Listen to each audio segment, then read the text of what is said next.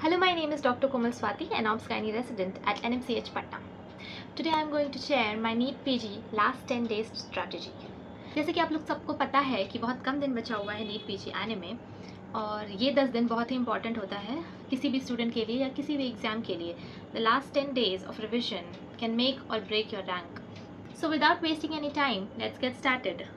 The whole point of revision is that how to revise everything that you have studied till now in these 10 days. Because if you cannot revise everything, then that is of no use.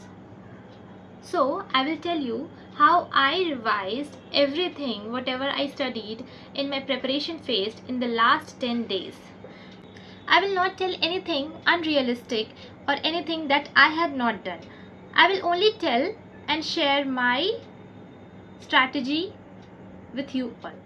So first of all, don't panic.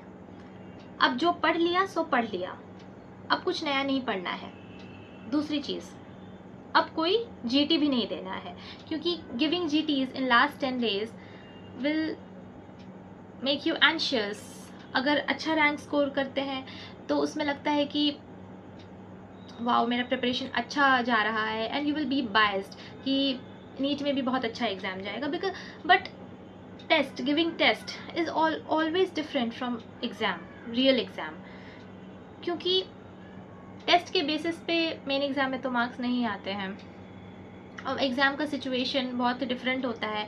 You have a different centre, you are out of your comfort zone, and बहुत कुछ अलग होता है, बहुत सारा चीज़ एक साथ चल रहा होता है, and that is the last chance for you all. तो बहुत एनजाइटी भी रहता है. Be positive that you will be able to study everything. बस स्मार्टली पढ़ने की ज़रूरत है, and you will cover everything. So I am expecting from you all कि अभी तक तो 4-5 रिविजन कर ही लिया होगा, तभी आप सब कुछ कवर कर पाएंगे इन 10 दिनों में. I will share how I covered everything in last 10 days. First of all I will let me show you what I did. I selected 4 subjects. 4 subjects जो हमको याद नहीं रहता था बिल्कुल भी, जो बहुत ही वोलेटाइल सब्जेक्ट है मेरे लिए, like biochemistry, microbiology, pathology and pharma. ये 4 सब्जेक्ट हम सेलेक्ट किए कि इसको हम डेली पढ़ेंगे, क्योंकि अगर हम नहीं पढ़ते तो हम भूल जाते लास्ट एग्ज़ाम तक. तो हम इसको डेली पढ़ने का सोचे, और इसके लिए ½ an hour डेली का रिजर्व कर दिए इन 4 सब्जेक्ट्स के लिए, कि ½ an hour I will give to each 4 subjects every day. Now I arranged the subjects in the order कि जो कॉन्सेप्चुअल सब्जेक्ट्स हैं और जो याद रहते हैं लंबे टाइम तक एक बार पढ़ने के बाद, उसको सबसे पहले पढ़े on the first day, second day, और जो थोड़ा वोलेटाइल और इम्पॉर्टेंट सब्जेक्ट्स हैं उसको लास्ट की तरफ कर दिए, जो एग्ज़ाम के पास रहेगा, ताकि एग्ज़ाम के पास वो अच्छे से याद भी रहेगा, उससे ज़्यादा क्वेश्चंस भी आते हैं तो अच्छा रहेगा, वो ज़्यादा स्कोर करने में भी हेल्प करेगा. और जो जिससे कम क्वेश्चंस आते हैं और थोड़ा कॉन्सेप्चुअल है और जो याद भी रह जाता है, वो सबसे पहले हम लोग पढ़ेंगे. तो कैसे हम पढ़े थे हम आपको बताते हैं. सबसे पहले let me tell you about my routine. In the last 10 days हम 5 बजे उठ जाते थे सुबह.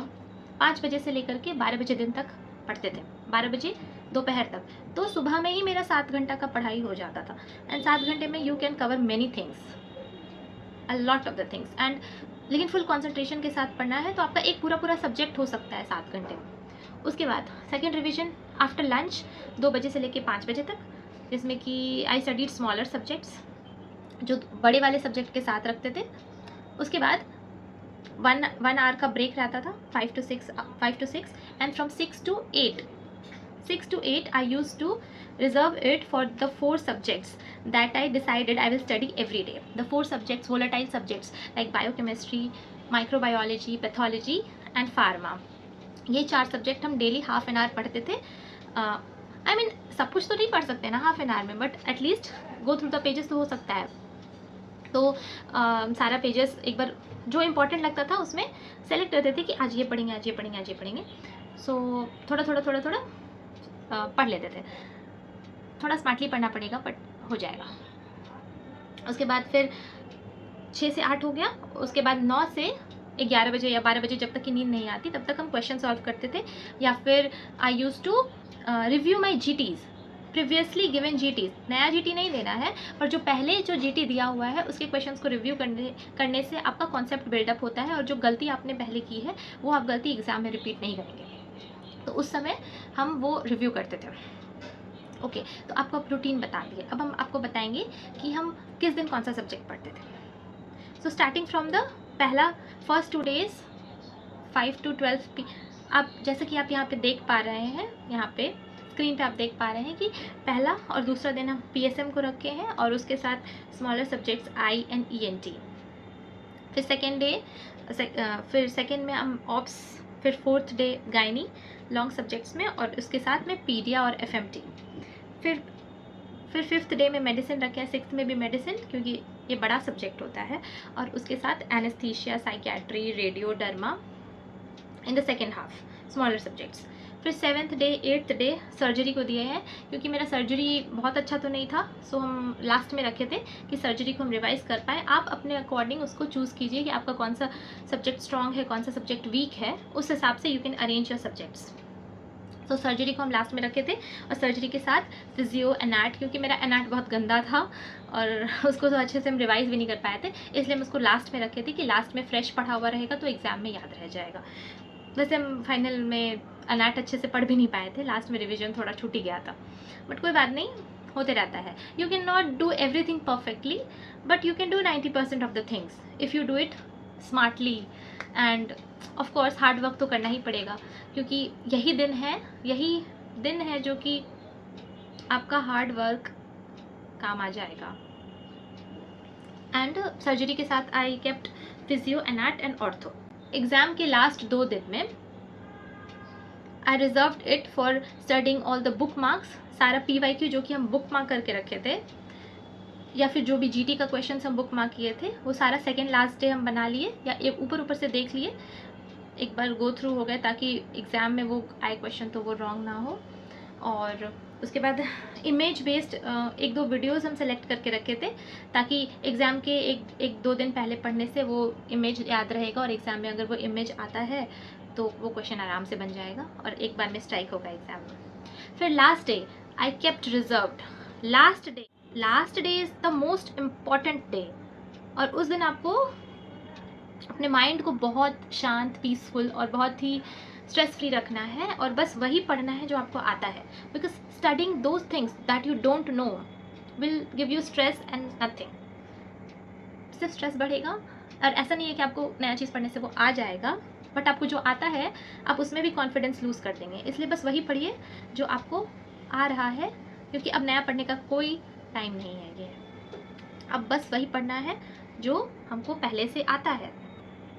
इन 10 दिनों में हम जो सब्जेक्ट्स पढ़े हैं उस सब में while revising my subjects I used to select few things कि ये हमको लास्ट डे देखना है क्योंकि ये भूलने वाली चीज़ है, या फिर हमको लास्ट डे पढ़ना है क्योंकि ये इंपॉर्टेंट है और इससे क्वेश्चन आता है। आपको सेलेक्ट करना पड़ेगा कि आप ये लास्ट डे पढ़ पाएँ। From every subject you have to select everything.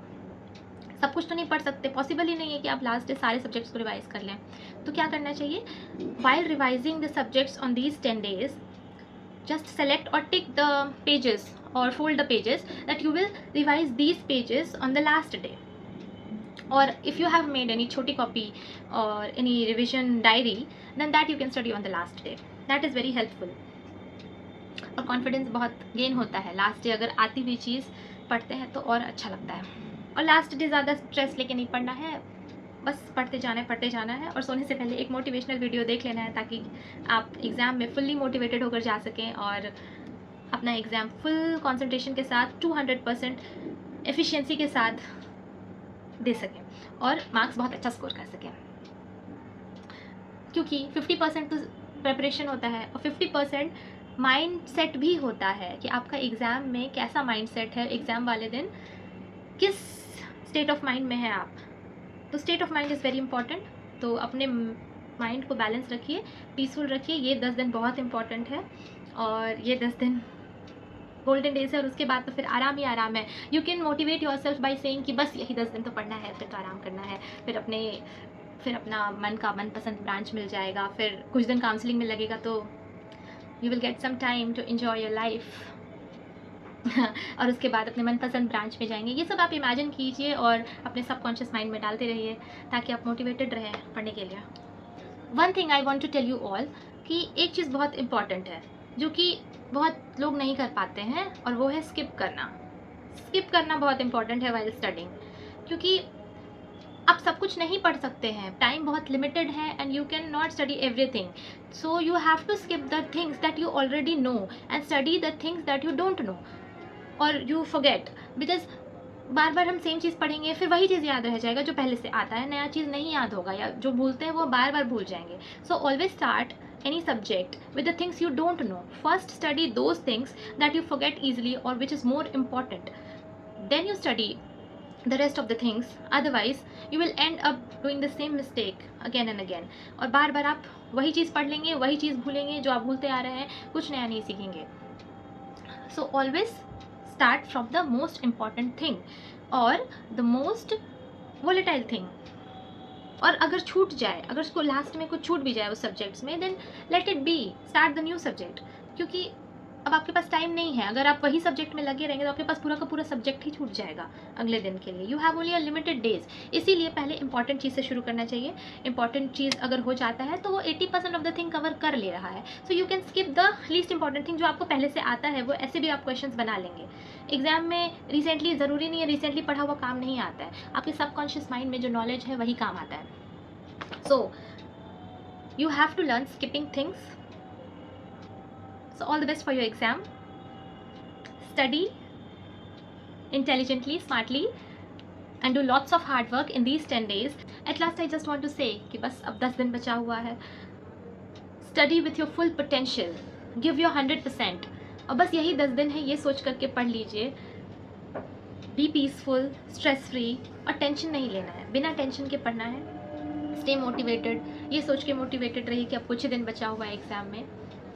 ये सोच करके 12-15 घंटा जितना पढ़ सकते हैं पढ़ लीजिए, क्योंकि बाद में फिर पछताने से कुछ नहीं होने वाला है।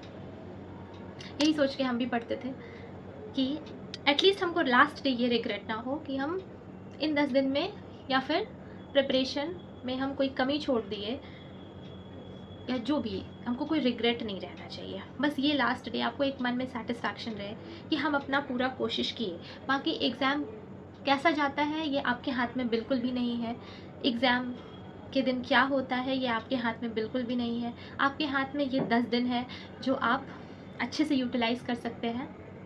सो utilize these days, these are the golden days and the most important days of your preparation, और इसको आप यूटिलाइज़ करके अपना बहुत अच्छा रैंक स्कोर कर सकते हैं। एंड ट्रस्ट मी, अगर आप सच में इसको बहुत अच्छे से यूटिलाइज़ करते हैं तो आपको बहुत अच्छा रैंक आ सकता है और आप अपने मनपसंद कॉलेज में एडमिशन ले सकते हैं, अपना ड्रीम ब्रांच सेलेक्ट कर सकते हैं। और बस अब कुछ ही दिन बचा है। All the best all of you for your NEET PG exam. I am waiting for my juniors to come, क्योंकि बहुत बहुत हेक्टिक रेसिडेंसी जा रही है भाई, बहुत काम करना पड़ता है। सो आप लोग जल्दी जल्दी आइए और ज्वाइन कीजिए ताकि हम भी सेकेंड ईयर में जा सकें। And don't forget to subscribe to my channel. Bye bye.